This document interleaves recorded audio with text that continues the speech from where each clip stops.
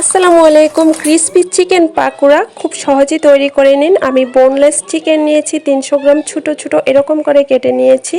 এবার লবণ দিয়ে দিচ্ছি, আদা পেস্ট, রসুন পেস্ট, মরিচের গুঁড়ো, ব্ল্যাক পেপার, সয়া সস, লেবুর রস, ভিনেগার দিয়ে এবারে ম্যারিনেট করে রাখবো। তারপরে বাকি উপকরণগুলো দিয়ে দিচ্ছি, কাঁচামরিচ, পেঁয়াজ কুচি, একটু মরিচ, হলুদ, ধনিয়া, জিরা, গরম মশলা, চাট মশলা, ধনিয়া পাতা দিয়ে দিচ্ছি, বেসন, চালের গুঁড়ি।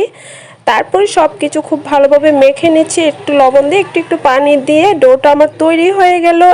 1 চামচ বেকিং সোডা দিয়েছি, তাতে করে মুচমুচে থাকবে। এবারে তেল হালকা গরম করে দিয়ে দিলাম।